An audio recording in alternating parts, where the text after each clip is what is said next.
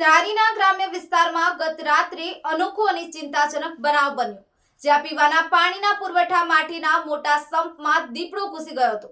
આ ઘટના બાદ ગ્રામજનોમાં ભયનું માહોલ છવાઈ ગયો હતો અને આસપાસના ગામડાઓમાં અફરાતફરી મચી ગઈ હતી. ધારીના ગ્રામ્ય વિસ્તારમાં મોડી રાત્રે ધારી નજીકના ગામમાં પાણી પુરવઠાના સંપમાં દીપડો જોવા મળ્યો. પાણીનો પુરવઠો સ્થાનિક ગ્રામજનો માટે મહત્વપૂર્ણ હોય આ ઘટના જાણતા જ લોકો ચિંતિત થઈ ગયા. તરત જ ગામના લોકોએ વન વિભાગની જાણ કરી, જેથી દીપડાને સુરક્ષિત રીતે બહાર કાઢવાની પ્રક્રિયા શરૂ થઈ શકે. વન વિભાગની ટીમે તાત્કાલિક ઘટના સ્થળે પહોંચી અને વિશેષ ઉપકરણો અને યાત્રા સાધનોની મદદથી સાવધાનીપૂર્વક કામ શરૂ કર્યું. લાંબા સમયના પ્રયાસો બાદ દીપડાને સંપમાંથી બહાર કાઢવામાં આવ્યો.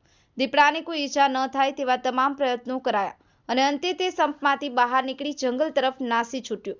આ ઘટનામાં કોઈ જાનહાનિ થઈ ન હતી, પણ આથી વન્ય પ્રાણીઓ અને માનવ વસ્તી વચ્ચેના વધતા અથડામણના કિસ્સાઓ પર ચર્ચા ઉઠી છે. ધારી અને આસપાસના વિસ્તારમાં વન્ય પ્રાણીઓ માટે સુરક્ષિત આશ્રય સ્થાનો અને તેમના કુદરતી નિવાસ સ્થાનોના સંરક્ષણ માટે અસરકારક પગલાં ભરવાની જરૂરિયાત ફરી એકવાર સ્પષ્ટ થઈ છે.